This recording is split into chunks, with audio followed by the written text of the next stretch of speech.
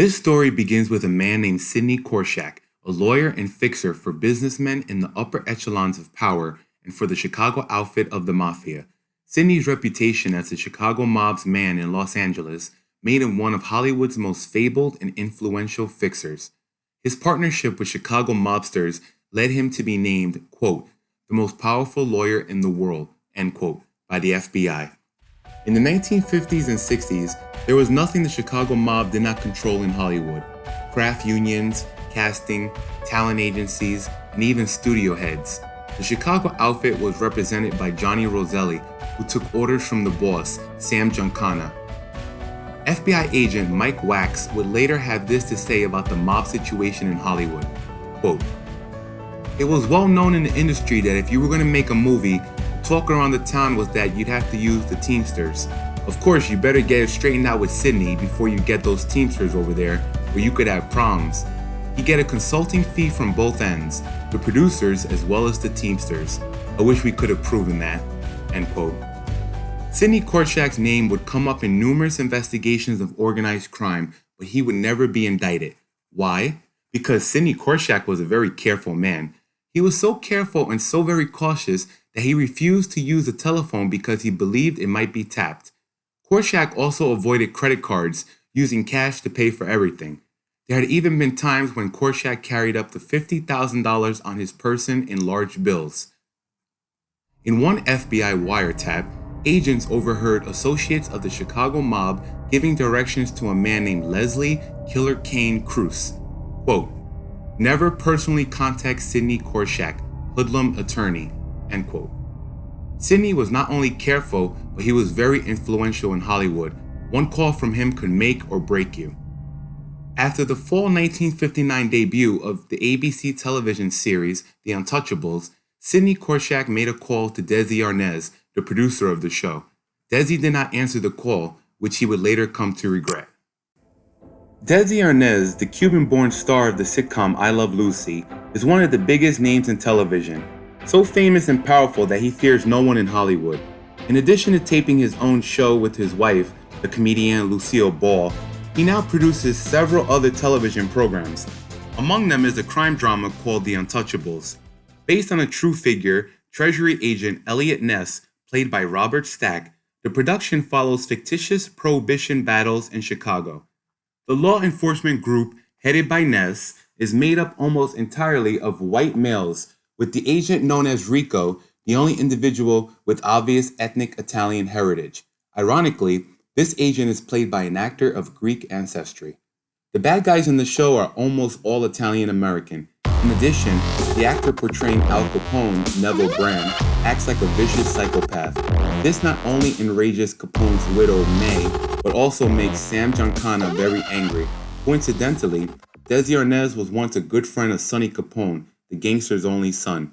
The Capone family believes they were instrumental in helping the Arnaz family flee Cuba in 1933 and are wounded by the depiction of their late father. The pressure begins.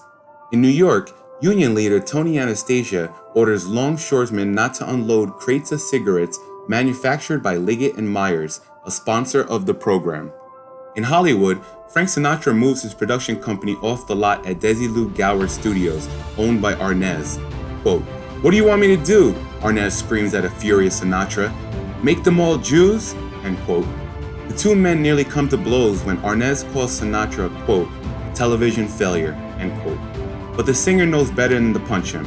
Through the many highs and lows in his career, Sinatra has learned that challenging power is not a recipe for success. In Chicago, the pressure also builds. Sam Giancana actually orders Desi Arnaz killed.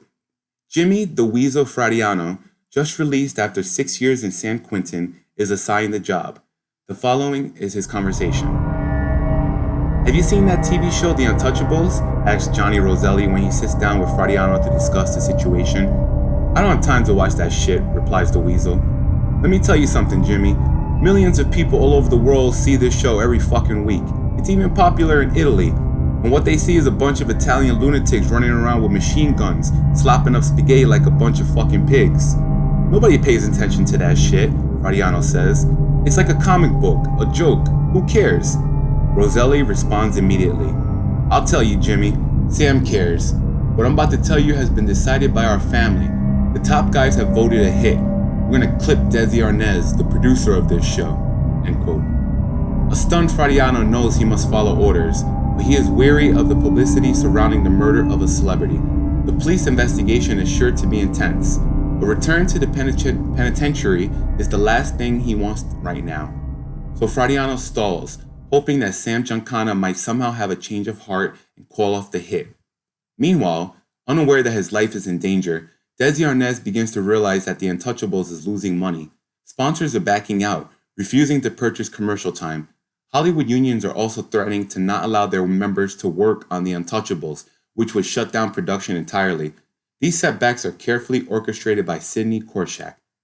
So in an act that will save his life, a desperate Arnaz schedules a meeting with Johnny Roselli and Frank Sinatra. The three gather in the Polo Lounge at the Beverly Hills Hotel. The following is their conversation. "This is getting crazy," Arnaz begins. "What do you want me to do? How can I make this work for you?"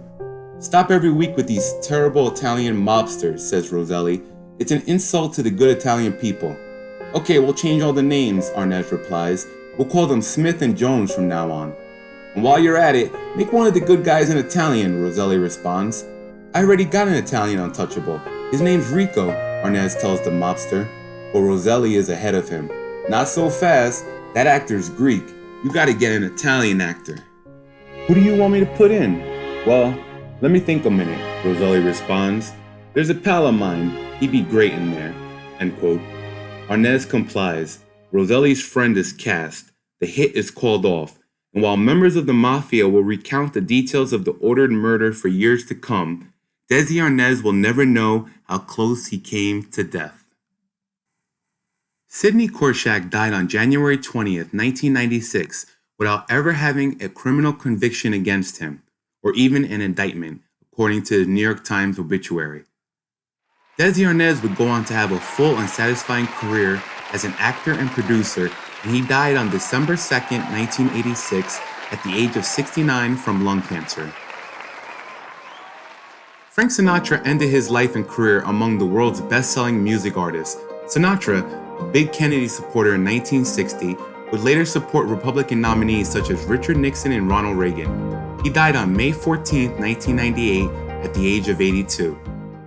Johnny Roselli's decomposing body was found by a fisherman in a 55-gallon steel drum floating near Miami, Florida on August 7, 1976, 10 days after his disappearance.